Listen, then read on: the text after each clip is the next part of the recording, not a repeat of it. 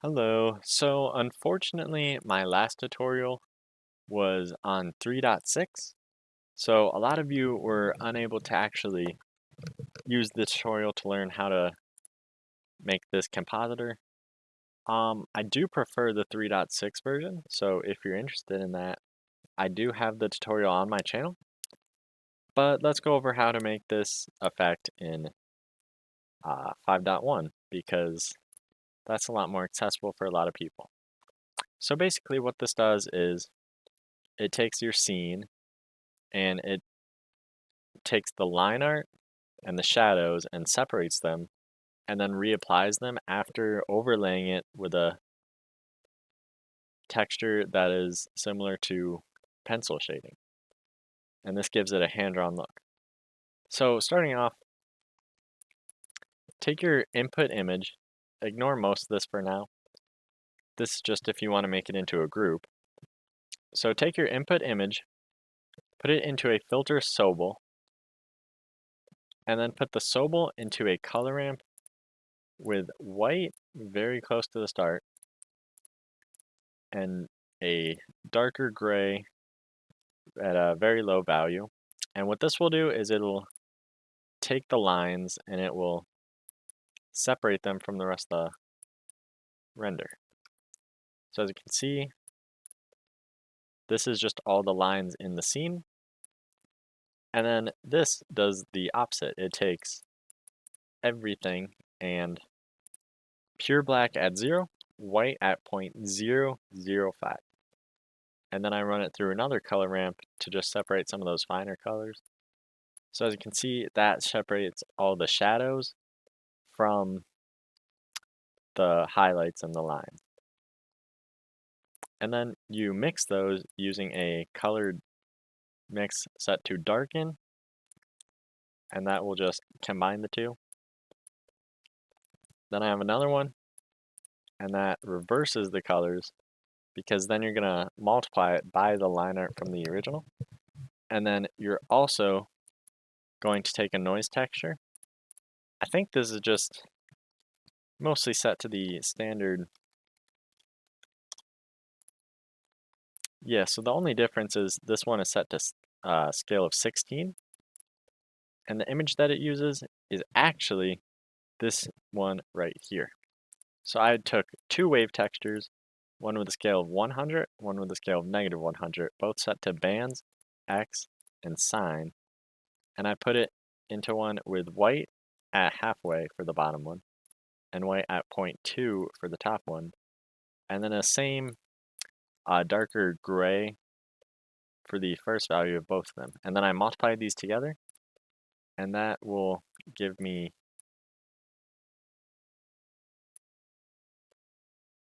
what will be our pencil shading look. And as you can see, you can change these to make it more, less bright. But I have it set to this value because it's pretty consistent and it's pretty in the middle. So then we take this displace and using this shading as the image and then the noise texture as the displacement, we plug that into a multiply with this as the B image and then the line art from before as the A image with the darken into the color ramp set as the factor. And then we plug that into another multiply, and this time we're going to get the paper texture because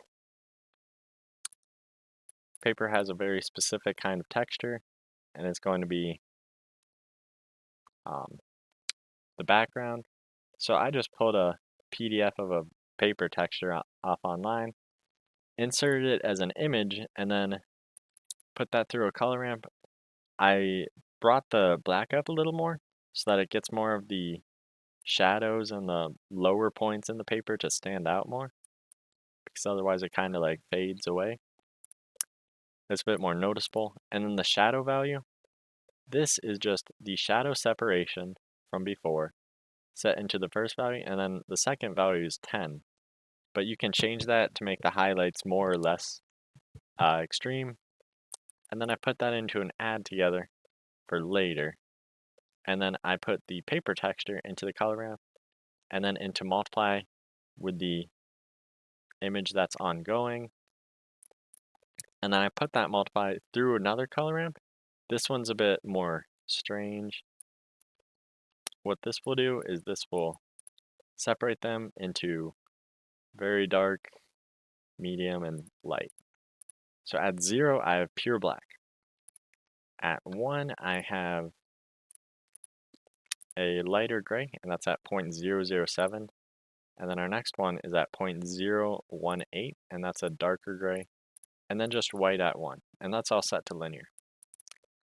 For line imperfection, when you draw, your lines are not going to be perfect. So I have to add in those sort of variations. As you can see, it kind of adds that waviness because nobody can really draw perfect.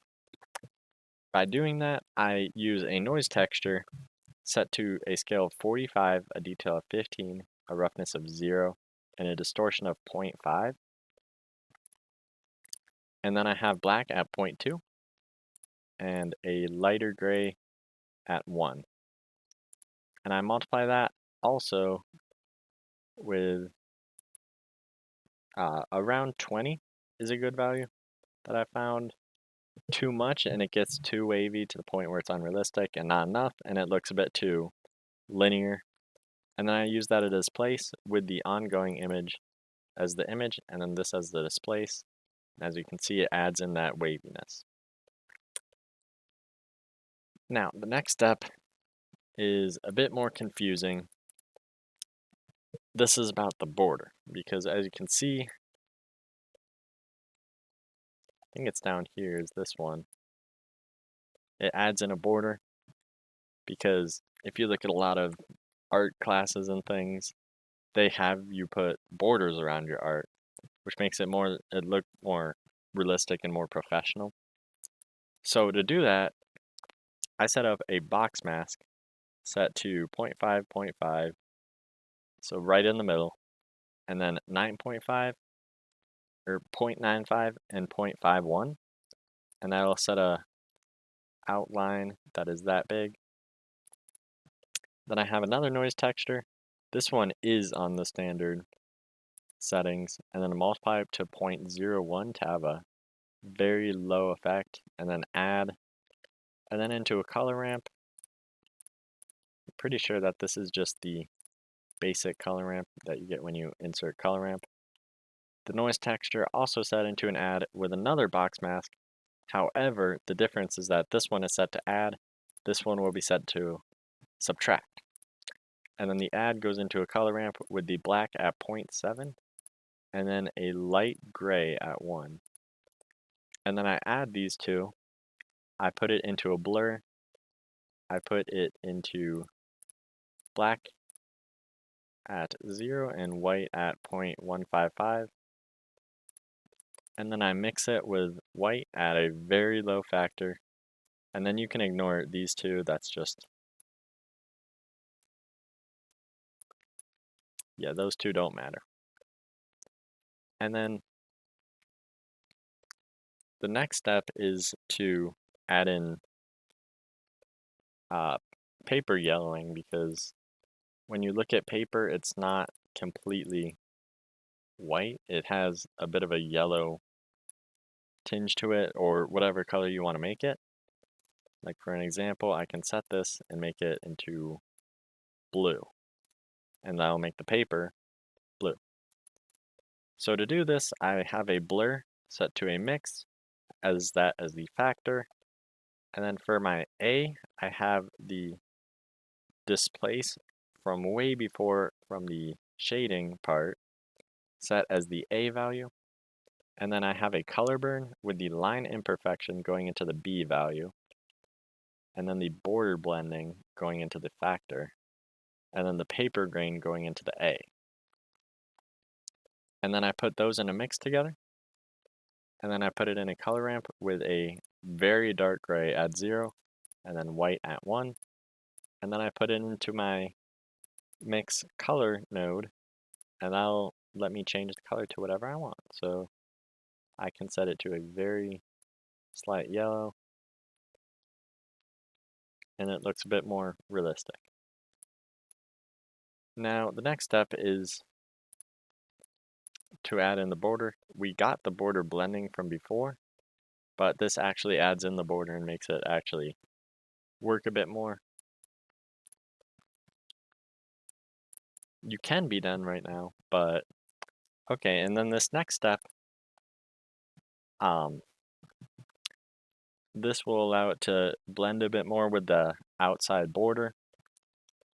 So I have 3 box masks, all of them set to add, and then as for the sizes, they all sit in the middle.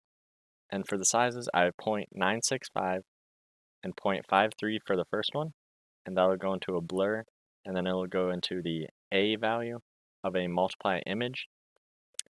And then for these next 2 box masks, for the first one, I have 0.965 for the width, and then 0.55 for the height, and I have that set to the first value and subtract. And then I have another box mask set to 0.93 and 0.49 into the bottom value of that subtract. And then I have that into a blur set to 10, and then to the bottom value of the multiply, set that to 1, and then I put that into a mix node with our yellowing of paper output into the B, the multiply output into both the factor and the A, and then I put that through a blur set to a very high value. I have it at 50, but lower will give you more defined kind of blending with the border. So you want that to be relatively high so that it looks a bit more natural. And then I have that set to a color ramp with, I believe these are just the basic values. And then I have that into a mix with that as the factor, and then the yellowing of paper output as the A. And then this will let me control what color the border is going to be. So I can make it whatever color I want, and that'll make it the color of the border. So you're probably going to want this to be gray, maybe even a hint yellow because of just the paper yellowing.